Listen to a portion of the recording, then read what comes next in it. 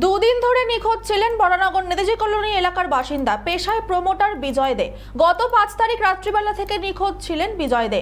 আত্মীয়স্বজন থেকে শুরু করে সমস্ত জায়গায় খোঁজ খবর করার পর তার খোঁজ না পাওয়ায় বরানগর থানায় নিখোঁজ ডায়েরি করে বিজয় দের পরিবারের লোকজন। গতকাল রাত্রিবেলা বরানগর আলমবাজার বিএসএফ ক্যাম্পের ঘাট থেকে নিখোঁজ প্রমোটারের মৃতদেহ উদ্ধার করে বরানগর থানার পুলিশ।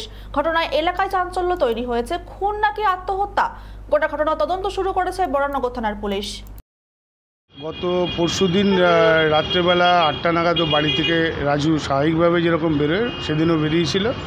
তারপরে রাতে না ফেরাতে বাড়ির লোক চিন্তিত হয়ে পড়ে। তখন বন্ধুবান্ধবদের খবর দেওয়া হয়, তারা এসে থানাতে নিখোঁজ ডায়েরি করে এবং পুলিশ তৎক্ষণাৎই বিষয়টা নিয়ে হস্তক্ষেপ করে এবং খোঁজাখুঁজির পরে দেখা যায় যে তাকে দক্ষিণেশ্বর ব্রিজের উপরে শেষ সময় তার মোবাইল লোকেশন পাওয়া যাচ্ছিল এবং সেখানে গিয়েই পরবর্তীকালে দেখা যায় তার বাইকটি পড়ে আছে এবং শোনা যাচ্ছে তার সঙ্গে জুতোটাও ছিল।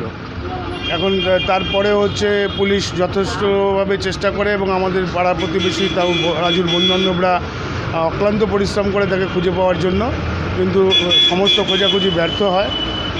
তার পরবর্তীকালেও পুলিশ চেষ্টা করেছে বলে শুনছি যে তারা গঙ্গায় খোঁজাখুঁজি করার জন্য, কিন্তু শেষমেশ গতকাল রাত্রেবেলা ওই বিএসএফ ঘাট বলে যেটা দক্ষিণেশ্বরের পাশে, সেখানে রাজুর দেহ উদ্ধার হয় এবং এখন তার দেহ ময়নাতদন্তের জন্য কী করতেন উনি সাধারণভাবে বেশ কয়েক বছর ধরে ওই ঘর বাড়ি তৈরি করার কাজেই সঙ্গে যুক্ত ছিলেন এবং আমার ব্যক্তিগত ধারণা এর সঙ্গে অন্য কোনো সম্পর্ক কি আছে না আছে আমরা কিছুই জানি না এবং পরিবার তো খুবই বিধ্বস্ত অবস্থায় রয়েছে। মনে করছেন হ্যাঁ, রহস্য আছে? রহস্য কিছু এই মুহূর্তে আমার ব্যক্তিগতভাবে আমরা উদ্ঘাটন করতে পারিনি।